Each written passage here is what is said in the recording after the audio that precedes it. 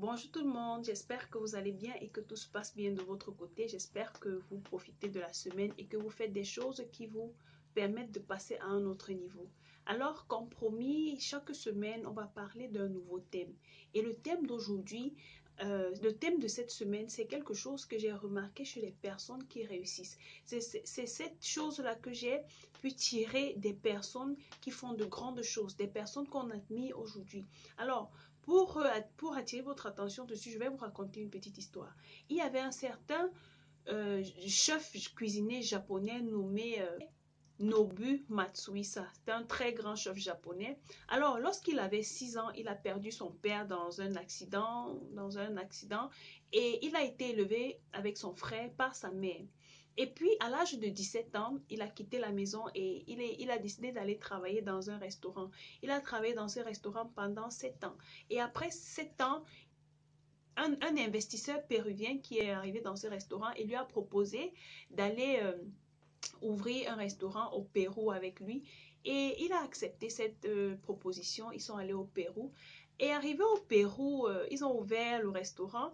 Vu que les épices au Pérou sont différentes des épices asiatiques et en fait la cuisine péruvienne est différente de la culture de la cuisine asiatique. Il a donc su combiner et fusionner les deux cultures, les deux cuisines pour créer quelque chose de spécial.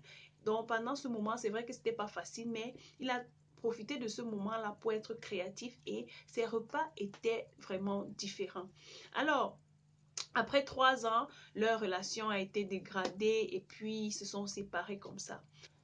Alors, ayant toujours eu le rêve d'ouvrir son propre restaurant, d'être entrepreneur et d'ouvrir son propre restaurant, il est allé à Alaska, il a dépensé tout ce qu'il avait, tout son argent pour effectivement ouvrir un restaurant. Il a ouvert son restaurant et après quelques temps, son restaurant a été détruit par un incendie. Devant de pareilles situations, la majorité d'entre nous, généralement, expriment de la déprime, expriment des maladies, du coup, on veut se suicider, on veut faire des choses qui ne sont pas favorables pour nous-mêmes, vous voyez? Et c'est vrai, il s'est senti mal, il s'est senti extrêmement mal, mais après cela, il a trouvé le courage de se lever parce que le plus important et le plus fort dans cette situation, c'est celui qui tombe et qui se relève aussi rapidement.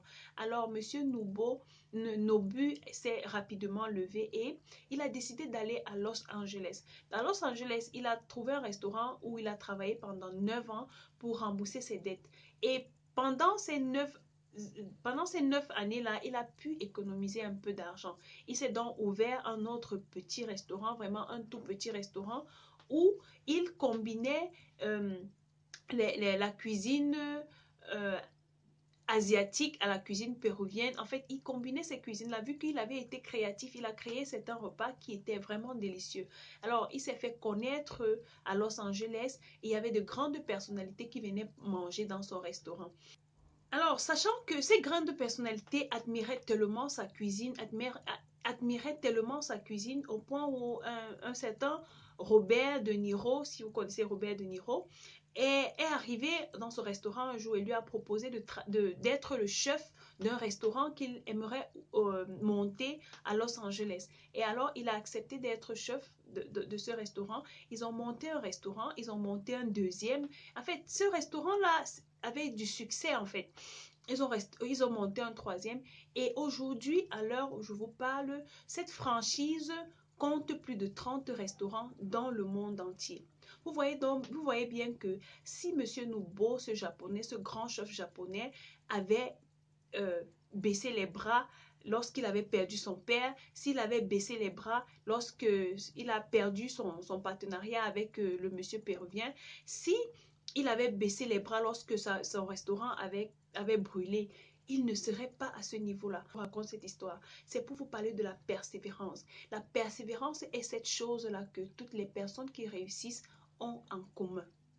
Le célèbre Steve Jobs avait dit que la différence entre un entrepreneur qui réussit et un entrepreneur qui échoue, c'est la persévérance. Marie Curie, vous connaissez très bien Marie Curie, elle avait dit que la vie est dure, Mais il faut qu'on apprenne à garder confiance en nous et à persévérer. Alors, si vous connaissez Thomas Edison, celui qui a découvert la lampe, il a dit ceci.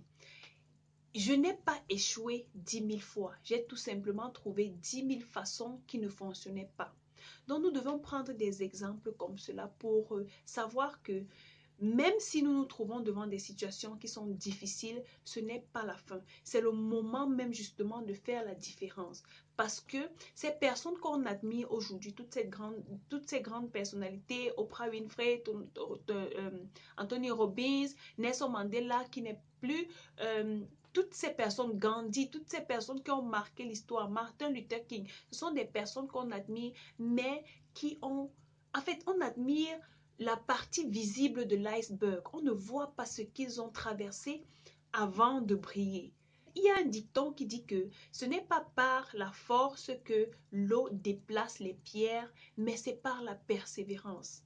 La persévérance, c'est la clé. La persévérance, c'est cette chose-là qui te permet d'avancer, de faire la différence même quand ça ne va pas. Tout le monde veut réussir. Si je te demande maintenant, est-ce que tu veux réussir? Tu vas me dire oui. Alors, tout le monde veut réussir.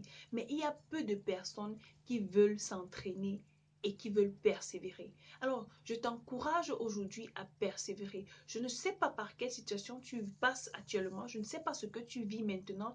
Mais tout ce que je veux te dire, c'est de persévérer. Je te remercie d'avoir regardé cette vidéo. Partage-la pour inspirer d'autres personnes et garde la positive attitude pour vivre la vie qui t'inspire. Bye bye!